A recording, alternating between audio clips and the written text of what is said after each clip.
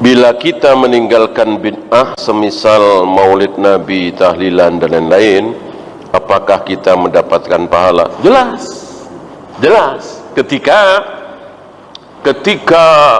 ada yang mengajak, ketika harus melakukan itu dan kita nggak mau, gitu ya. Tentu kita dicaci, dimaki, dicemooh, dihina, sebagian kita diusir, disakiti, udah sering. Nah, itu dapat pahala. Kan sunnah ada yang fi'liyah, ada yang tarkiyah. Ini sunnah tarkiyah. Sunnah dengan cara tidak mengamalkan. Sunnah fi'liyah dengan cara mengamalkan. Ya, memanjangkan jenggot, tidak isbal, sholat berjamaah di masjid, itu sunnah fi'liyah. Ada sunnah tarkiyah tadi, tidak melakukan bid'ah, itu adalah sunnah.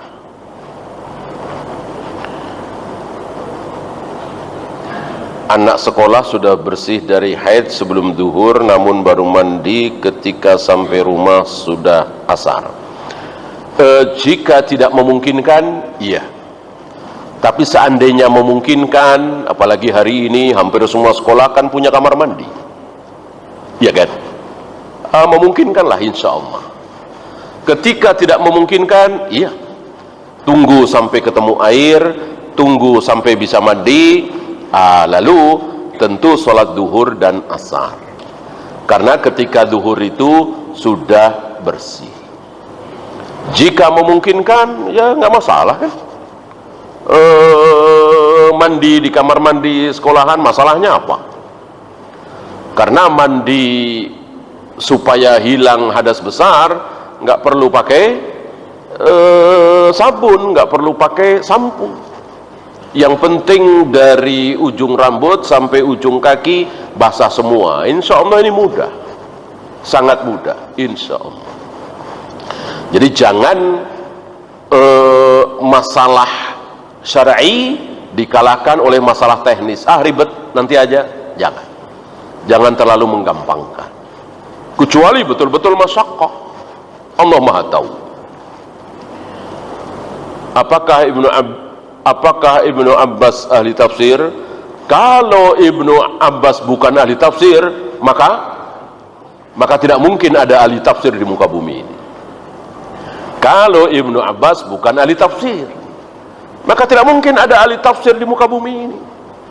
Semua ulama tahu Ibnu Katsir ahli tafsir, Al-Qurtubi ahli tafsir, Asy-Syinkiti ahli tafsir, apalagi Ibnu Abbas.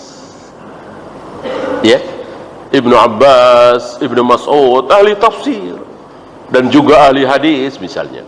Bahwa mereka lebih menonjol di tempat-tempat yang lain, mungkin. Ya, dalam masalah pembagian waris, Zaid bin Sabit lebih menonjol dari yang lain. Dalam masalah kedobitan dan kemungkinan hafalan Al-Quran, siapa? Ubay bin Ka'ab nomor 1 dibanding yang lain. Maka ketika Nabi mengimami sholat dan bacaannya terlewat satu ayat setelah sholat, yang dicari oleh Nabi siapa? Ubay bin Ka'ab, bukan Abu Bakar, bukan Umar, bukan yang lain.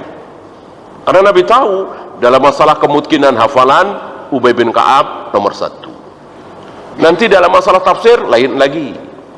Nanti dalam masalah muamalah lain lagi, dan begitu seterusnya. Yang semuanya nomor 1 hanya Rasulullah sallallahu alaihi wasallam. Untuk Rasulullah iya, tafsir nomor 1 beliau, fikih nomor 1 beliau, semuanya. Mau akidah, manhaj, akhlak, semuanya beliau adalah nomor 1.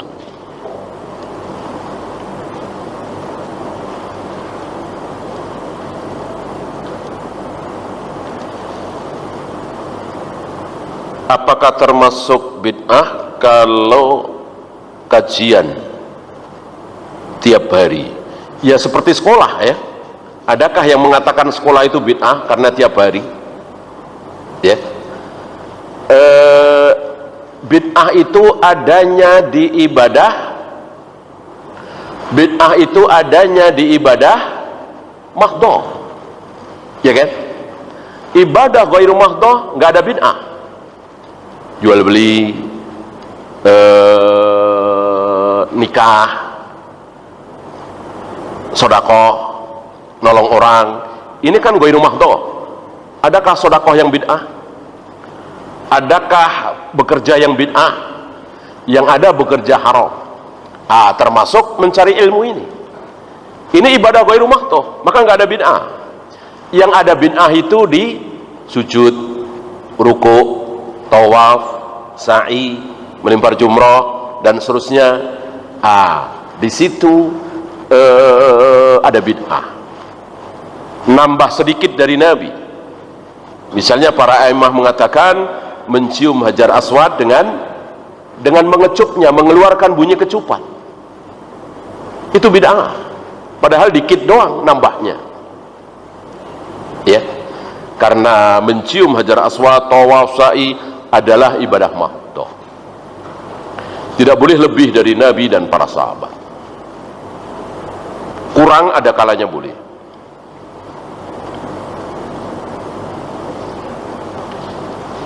Apakah pelaku bid'ah itu menyentek agama Yahudi, Nasrani, Hindu karena banyak orang-orang mereka melakukan yasinan dan seterusnya? Iya, ada. Ngarang sendiri ada. Ya kalau maulid Nabi jelas kan, ngikutin siapa? Iya, ngikutin Natal kan.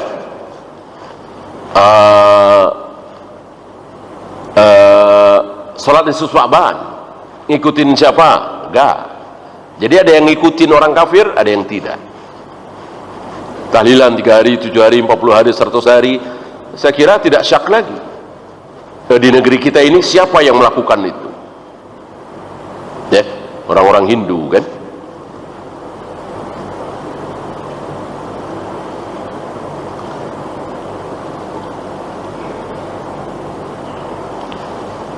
Dalil azan dan iqamah saat mengubur jenazah, apa kias ke dari azan saat bayi lahir? Betul, betul, yang saya dengar seperti itu. Ketika lahir di muka bumi pertama kali diazankan dan diqomati. Begitu pula ketika meninggalkan dunia ini dikiaskan, diazani, diqomati.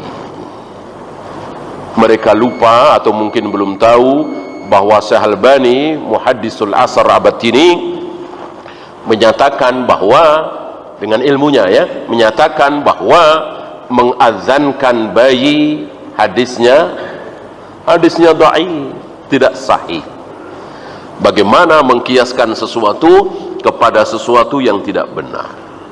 Seandainya sahih tidak boleh dikiaskan. Kan ibadah mahdhah tidak boleh ada kias. Yang ada kias itu khusus ibadah ghairu mahdhah. Ya, itu saja kita akhiri. Subhanakallahumma bihamdika asyhadu an la ilaha illa anta astaghfiruka wa atubu ilaik. Assalamualaikum warahmatullahi wabarakatuh.